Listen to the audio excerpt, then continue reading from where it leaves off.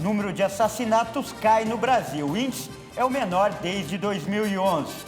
Incêndio na Santa Casa de Belo Horizonte deixa 2 pessoas mortas.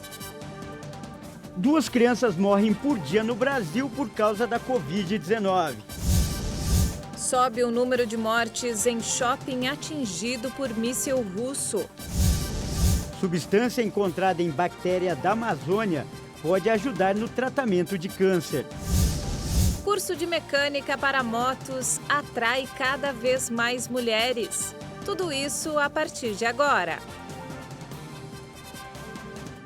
Olá, muito boa tarde, seja bem-vindo. Nós estamos ao vivo, agora são 13 horas e 2 minutos pontualmente, pelo horário de Brasília. Juliana Dariva. É isso mesmo, boa tarde. Kleber Werneck, boa tarde para você. E vamos conferir agora as principais notícias do Brasil e do mundo desta terça-feira. E a gente vai começar falando de violência. Isso porque os homicídios caíram no Brasil, mas cresceram na Amazônia. Foi o que apontou o anuário do Fórum Brasileiro de Segurança Pública, divulgado hoje. No ano passado, o Brasil registrou queda de 6% no número de mortes violentas, tendência já observada desde 2018. Mas a redução dos crimes se deu de forma irregular pelo país, já que a região norte foi a única onde o índice cresceu. Os dados são do 16º Anuário do Fórum Brasileiro de Segurança Pública. As mortes violentas incluem casos de homicídio doloso, latrocínio, lesão corporal seguida de morte e mortes por intervenção policial. Em 2021, foram mais de 47.522 mortes violentas para cada 100 mil habitantes. Essa é a menor taxa em 10 anos, desde que o índice foi registrado. Entre os alvos, 91% são homens, 78% são negros e 51% são jovens. Entre os estados, o Amapá tem a maior taxa, 53,8%, mas o crescimento mais acentuado em relação ao ano anterior aconteceu no Amazonas, onde foram assassinados em junho o jornalista Dom Phillips e o indigenista Bruno Pereira. Em 2020, o estado teve 1.121 vítimas de mortes violentas intencionais. Já em 2021, foram 1.670, um aumento de 49%. O anuário também mostra que entre as 30 cidades com maiores taxas médias de mortes violentas entre 2019 e 2021, 13 estão na Amazônia, sendo que 11 delas são rurais. Nestes municípios, são mais de 100 mortes violentas para cada 100 mil habitantes. 2 pessoas morreram após um incêndio na Santa Casa de Belo Horizonte na noite de ontem. Segundo a assessoria de imprensa da instituição, as vítimas não tiveram queimaduras no corpo. As mortes foram confirmadas pela assessoria de imprensa da Santa Casa de Belo Horizonte. O fogo atingiu o 10º andar da unidade de saúde. Mais de 950 pessoas foram retiradas às pressas do prédio e 15 foram transferidas para outros hospitais. Segundo os bombeiros, o incêndio começou no 10º andar, onde funciona a UTI do hospital. A suspeita é que o fogo teria sido provocado devido a um vazamento de oxigênio combinado com a pane de um equipamento. Após a vistoria, a corporação afirmou que não houve dano estrutural no prédio. Por meio de nota, a Defesa Civil de Belo Horizonte informou que foram verificados problemas no revestimento, mobílias e parte elétrica. Segundo os bombeiros, não houve óbito em decorrência direta do incêndio. A corporação informou que as vítimas vieram a óbito no momento da transferência. A instituição afirma que os corpos foram encaminhados ao Instituto Médico Legal para que a perícia investigue a causa das mortes. E mudando de assunto agora, a gente fala do Auxílio Brasil, que vai ter um novo cartão com chip e a função para compras em débito. A maior parte dos beneficiários ainda recebe por meio do antigo cartão do Bolsa Família. Desde novembro do ano passado, o Auxílio Brasil atende mais de 18 milhões de pessoas, com repasses de R$ 400 mensais de benefício básico. Ainda há rendas complementares possíveis, de acordo com o perfil de cada grupo familiar, como Bolsa Esporte Escolar, a Bolsa de Iniciação Científica e a Inclusão Produtiva Rural. Com a mudança, a maior parte dos beneficiários começou a receber o valor automaticamente por meio do antigo cartão do Bolsa Família, pelo cartão Cidadão ou pelo aplicativo Caixa Tem. Somente as novas famílias que ingressaram no programa social a partir de janeiro deste ano receberão em casa o cartão do Auxílio Brasil. A partir de agora, quem recebe um cartão do Auxílio Brasil não precisa mais se deslocar às agências bancárias. O cartão pode ser usado diretamente na padaria, no mercadinho e no comércio local. A intenção é fazer com que as famílias atendidas pelo programa abram suas contas bancárias com os novos cartões do programa, assim como o auxílio emergencial pago por meio de conta digital e aplicativo durante a pandemia de coronavírus. E o Palácio do Planalto também articula com o Congresso ampliar o Auxílio Brasil de R$ 400 para R$ 600. E mudando de assunto, depois de São Paulo, o estado de Goiás também já reduziu o ICMS da gasolina. O estado é o segundo a anunciar nova cobrança do imposto estadual após lei complementar sancionada na semana passada. Além de baixar o tributo sobre a circulação de mercadorias e serviços da gasolina, Goiás também reduziu o tributo para o etanol e a alíquota para o diesel. Segundo o comunicado do governo goiano, o ICMS incidente sobre a gasolina deve gerar uma diminuição de cerca de 85 centavos no litro do combustível nas bombas. Para o etanol, a redução estimada é de 38 centavos por litro nos postos. E no caso do óleo diesel, a redução da cobrança do imposto deve levar a uma redução em torno de 14 centavos por litro nas bombas. Além disso, o imposto sobre o diesel passa a ser calculado sobre a média dos preços praticados nos últimos 60 meses, até o fim deste ano. Em Goiás, outros serviços também tiveram cobrança de ICMS reduzida, como serviços de telecomunicação e energia elétrica, para famílias de baixa renda e para os demais consumidores. Na segunda-feira, São Paulo também divulgou a redução da alíquota de ICMS sobre a gasolina, prevendo uma queda de cerca de 48 centavos no valor do litro nos postos. A alíquota de ICMS sobre o diesel praticada no estado paulista já é de 13,3%, ou seja, abaixo do teto de 18% estipulado pela nova lei. A gente fala agora de pandemia e de uma triste estatística. A Covid-19 matou por dia 2 crianças menores de 5 anos no Brasil desde o início da pandemia. É o que mostrou um levantamento feito pelo Instituto Observa Infância em parceria com a Fiocruz.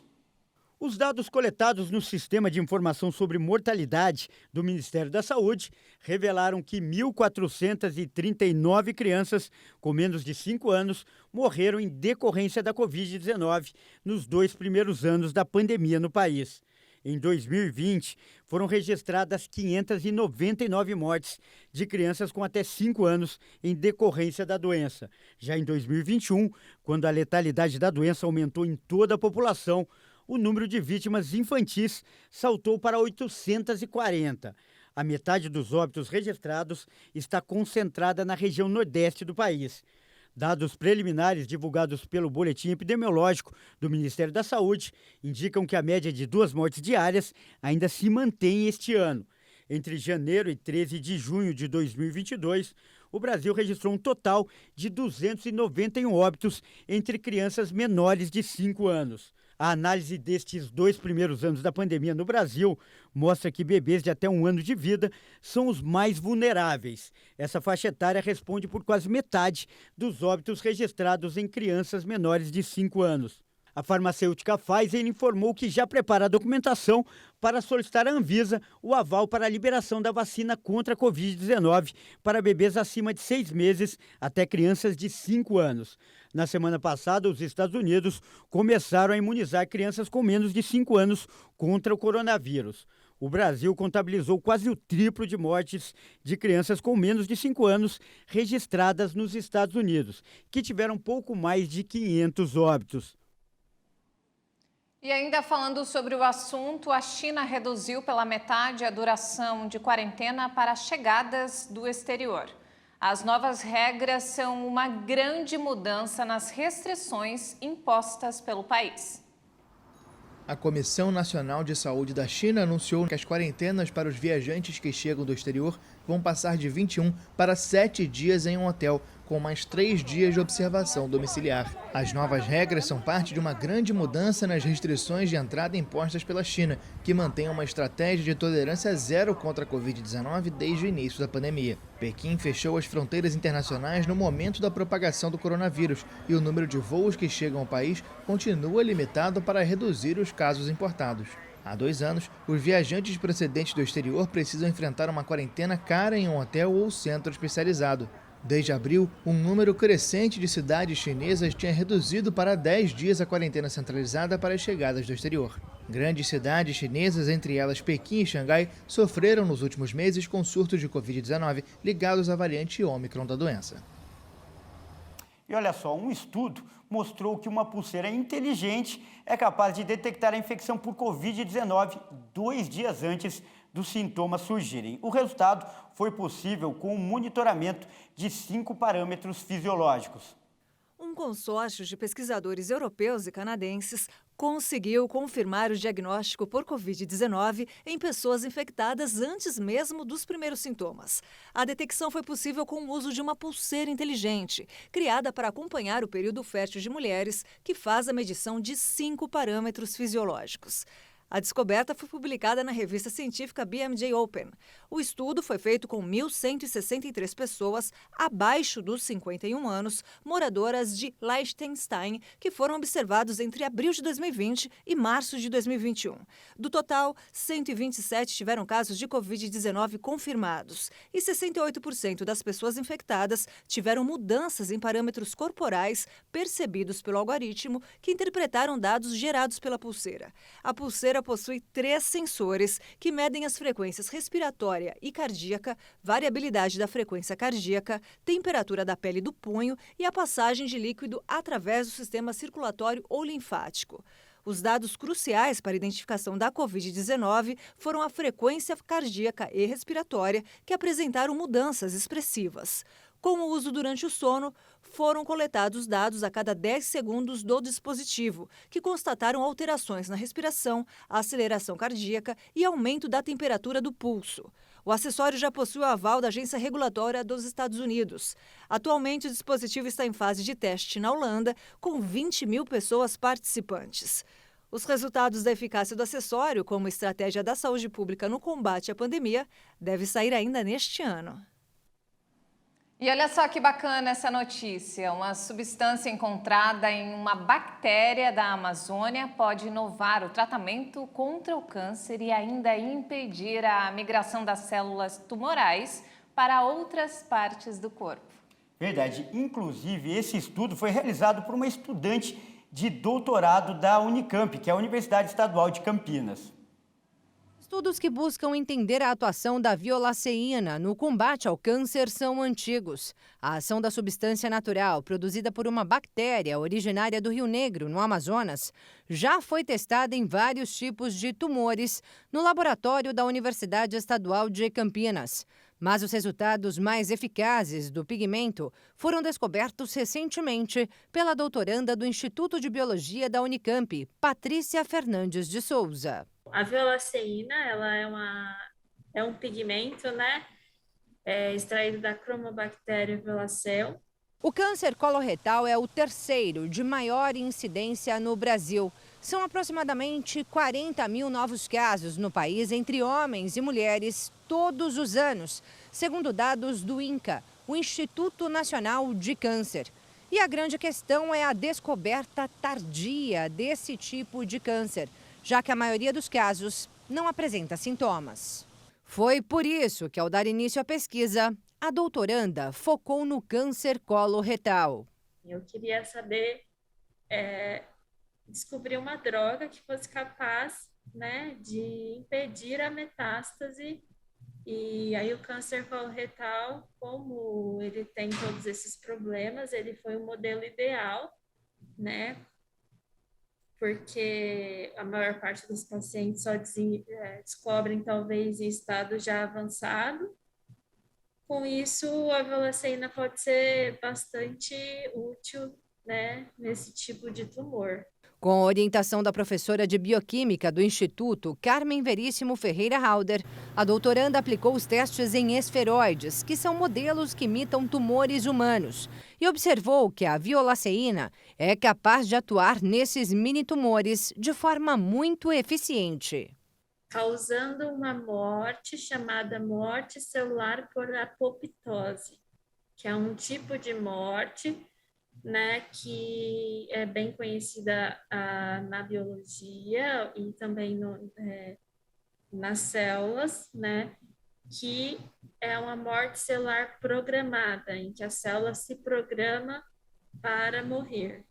Daí a metástase é impedida e o tratamento simplificado. Quando combinado, né, a violaceína com outro tratamento, na verdade essa é a próxima etapa da minha pesquisa, que eu quero testar a violaceína com vários outros tipos de medicamento para ver se tem ou não efetividade, mas nós já testamos com uma medicação, né, e nós vimos que a violaceína ela reduz vamos dizer, a dose, né, reduz cerca de 5 vezes a dose do medicamento. O que poderia proporcionar mais qualidade de vida ao paciente, já que os efeitos colaterais seriam reduzidos. É o que se espera com os próximos passos do estudo, que agora continua com testes em modelos animais. Infelizmente, na pesquisa, né, na fase 2, nós precisamos testar, né, essa violaceína nos animais e, a partir daí, se for realmente efetiva, testar nos seres humanos e partir aí para uma medicação, para um medicamento efetivo para o tratamento do câncer coloretal. E veja a seguir, líderes mundiais classificam o atentado russo a shopping da Ucrânia como crime de guerra. E ainda, aumenta a procura de mulheres por curso de mecânica para motocicletas. Nós voltamos em instantes. Até já!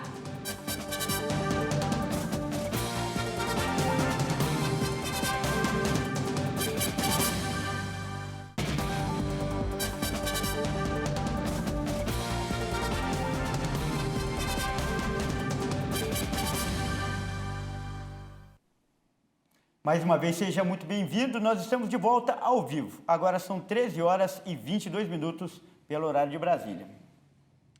E falando sobre o conflito no leste europeu, subiu para 18 o número de mortos num shopping da Ucrânia que foi atacado por mísseis russos. O ataque contra civis chocou o mundo e foi classificado como crime de guerra pelos líderes mundiais.